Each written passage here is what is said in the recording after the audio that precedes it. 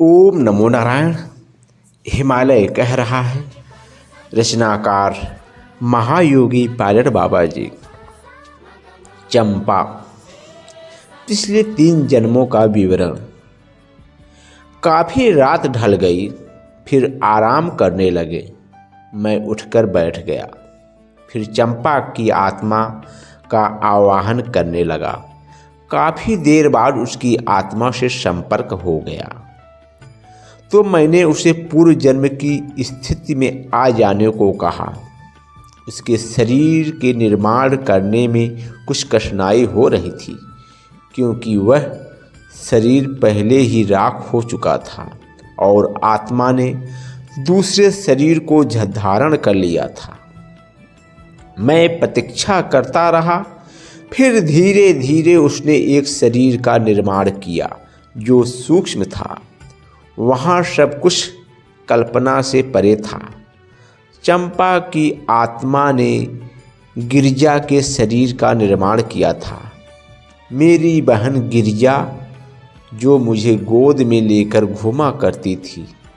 गिरिजा मुझसे बड़ी थी, हमेशा पूजा पाठ में लगी रहती थी, माँ की नकल करने में तेज थी और समय मिलते ही मुझे लेकर बगीचों में, छतों पर खेलने चली जाती थी। सब लोग उसे गौरी गौरी कहकर चिढ़ाते थे। वह गायों को अपने हाथों से खिलाती थी। पहले पूजा करती थी, तब गाय के दूध को निकालती थी, मुझे पिलाती थी। हम उस एक बहुत बड़े परिवार के सदस्य थे, जिसका शासन कैमूर की घाटियों से लेकर विंध्याचल पहाड़ियों और गंगा की कछार तक था, जिसके सामने मुगलों ने घुटने टेक दिए थे। अंग्रेजों ने समझौता कर लिया था, पर गंगा ने उस परिवार का सिर नीचे झुकने नहीं दिया था। गंगा के पवित्र पानी को पीकर हम लोगों का जीवन आगे बढ़ रहा था। महल तो आज खंडहर बन गया होगा और महलों के रहने वाले तितर बितर होकर न जाने कहाँ कहाँ बिखर गए होंगे। मैंने गिरजा को बैठा लिया था। स्मृतियों की पगडंडी पर मेरा मस्तिष्क दौड़ने लगा था। अतीत सोया था। उस सोए हुए अतीत को मैं जगा रहा था। ठाकुर रामपाल सिंह की यदा कदा ही आवाज़ें विशाल भवन की 4 दीवारी से निकलकर गंगा की लहरों से टकराया करती थीं। वह आवाज़ ही वहाँ के जनजीवन के लिए पैगाम बन जाती थी। राष्ट्रहित और जनता के लिए जीने वाले दुश्मन के शिकार हो गए थे। गंगा उनके पवित्र लहू से रंग कर पाटलिपुत्र की ओर बह रही थी। शासन की बागडोर बड़े भाई के हाथ में आ गई थी, जिसे ऐशो आराम के सिवाय कुछ भी नज़र नहीं आता था। शेर का जीवन जीने वाला बड़ा भाई चचेरे भाई चंद्रमणि के हाथों का गुलाम बनकर स्त्रियों का गुलाम बन गया था। वह नृत्य और सुरा में डूबा रहता था। कुलभूषण कुल का पतन की ओर ले जा रहा था। चंद्रमणि के अत्याचारों से जनता त्राहि त्राहि कर रही थी। मैं अनभिज्ञ अपने खेल कूद में पड़ा रहता था। एक दिन गिरजा ने मुझे शासन पद्धति के संबंध में बहुत कुछ बताया। मैंने चंद्रमणि को मार डाला और शासन की बागडोर अपने हाथों में ले ली। जनता को राहत मिली। लोग सुख चैन से रहने लगे। चंद्रमणि की पत्नी और बच्चे खुशी महसूस करने लगे। कार्य सुचारू रूप से चलने लगा। तभी महल में आग लग गई। चारों तरफ से दुश्मन ने घेर लिया।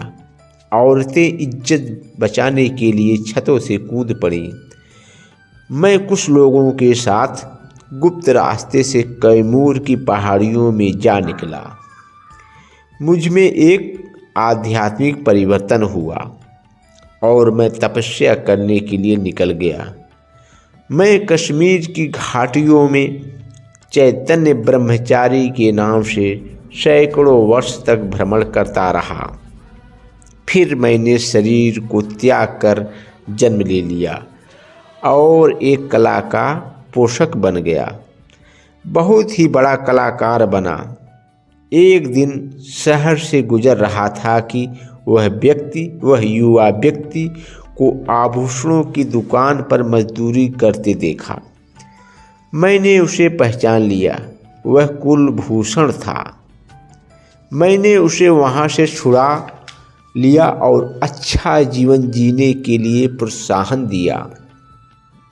उसे सारा कार्य सौंपकर मैं इस बार भी तपस्या करने के लिए भाग गया और अवधूत बाबा के नाम से नर्मदा के किनारे पर 75 वर्षों तक रहा। फिर समाधिस्थ होकर इस जन्म को धारण किया। मैं देखता हूँ वही कैमूर की घाटी और वही लोग जो इर्द गिर्द रहकर जीवन के घटनाक्रम के साथ जुड़े थे। गंगा की कछार और विंध्याचल की पर्वत श्रृंखलाएं। मैं जीवन के चौराहे पर आकर अब पुनः आध्यात्मिक पथ पर चल पड़ा हूँ। विशाल फाटक वाले महल में ही पैदा हुआ। मैंने आसमान में वायुयानों के साथ आँख मिचैनी खेली। बिशुनपुरा में बालू की रेतों पर खेलकर बचपन बिताया। सासाराम की सड़कों पर और कैमूर की घाटियों में पलकर अपने आप को विकास के रास्ते पर लाया। ब्रिटेन, अमेरिका, ऑस्ट्रेलिया, जर्मनी आदि देशों के शहरों में रहकर बुद्धि का विकास किया। सभ्यता और संस्कृति को पहचाना। आकाश का प्रखर प्रहरी बना। अब हिमालय को जीवन साथी बनाकर हिमालय में ही भटक रहा हूँ। गिरजा एक लम्हे के बाद उसी व्यवस्था में मेरे सामने आई थी। बाला दत्त उठकर काफ़ी पहले बैठ गए थे और सारी घटनाओं को देख रहे थे। जब मैंने चंपा की आत्मा को मुख किया तो वह पूछ बैठे, तुम गिरजा के बाद चंपा के रूप में जन्म लेने के बीच की अवस्थाओं में कहाँ थी? तो उस आत्मा ने संकेत दिया, कुछ समय तक तो गाय की योनि में जन्म लेकर भटकती रही, फिर काफ़ी समय तक जन्म ही नहीं लिया। चंपा की आत्मा चली गई। हम दोनों जीव के कर्मों के बीच के भोग के लिए भिन्न भिन्न योनियों से जन्म ले लेकर भटकने का चित्रण करते रहे। बाला दत्त जी हफ्तों मेरे साथ गुजार कर चले गए। चंपा अल्मोड़ा चली गई थी। वहाँ उसकी तबीयत ठीक रही। इधर मैं मीनाक्षी के माया जाल में उलझ गया था। प्रेमा अल्मोड़ा से आ गई थी। वह सहृदय युक्त जीवन की अविराम यात्रा में यदा कदा सहयोग दे जाती थी। आदमी चलता जा रहा है, कोई सत्य को स्वीकार कर लेता है, कोई नकारात्मक रूप ही लेकर जीता है। आदमी तो क्या क्या नहीं करना चाहता, पर कर कहाँ पाता है। सभी कुछ तो कर्म पर आधारित है, जिसका फलोचित उपहार संस्कार बनकर संग्रहित हुआ रहता है और उन्हीं फलों को भोगने के लिए आदमी आता रहा है और आता रहेगा। नल दमयंती में भागवत कथा हुई। लोगों का काफ़ी आना जाना रहा। मैं मीनाक्षी से उलझकर कुछ दिनों के लिए चंडीगढ़ फिर ग्वालियर चला गया। चंदा के संस्कारों के साथ जुड़कर तारों के देश में भटकता रहा। गीता के श्लोकों के प्रसार में लगकर एक तारा बन जाता रहा। आदमी कहाँ से कहाँ पहुँच जाता है और घूमकर फिर वहीं पहुँच जाता है जहाँ से वह चला है। मैं लौटकर पुनः नल दमयंती आ गया। प्रेमा ने आकर बताया, फिर चंपा बीमार रहने लगी है, वह भी आई है। दूसरे दिन सुबह हरेंद्र सिंह सतवाल के साथ लोटे में दूध लेकर चंपा आई। मैं धुनी पर बैठा था। वह दूध को धुनी पर रखने ही वाली थी कि कटे वृक्ष की तरह वह धुनी पर गिर पड़ी। मैंने लपक कर उसे अपनी भुजाओं पर थाम लिया, नहीं तो आग में ही गिर जाती। वह बेहोश हो गई थी। मेरे लिए यह अद्भुत घटना थी। बगल में बीरू बाबा हफ्तों से बीमार पड़े थे। बेहोशी में ही चंपा ने विभूति उठाकर बीरू बाबा को टीका लगाया और उनके शरीर पर विभूति फेंकी। बीरू बाबा तुरंत ही उठकर बैठ गए, जैसे वे बीमार थे ही नहीं। चंपा पुनः बेहोश थी। मैंने संकल्प कर पानी से उसकी बेहोशी को तोड़ा। वह बैठकर मुझे दाजू दाजू कहने लगी। पहाड़ी में बड़े भैया को दाजू कहते हैं। उसे कुछ आराम मिला तो हरेंद्र सिंह और प्रेमा उसे लेकर घर चले गए। चंपा में अद्भुत शक्ति थी। बीरू बाबा पूर्णतः ठीक हो गए थे। मैं चंपा के ही बारे में सोच रहा था, तभी पम्मी गुड़ी बुलाने आ गई। चंपा जाकर फिर बेहोश हो गई थी। मैं पम्मी के साथ उसके घर गया। किसी घर में यह मेरा प्रथम प्रवेश था। चंपा बेहोश पड़ी थी।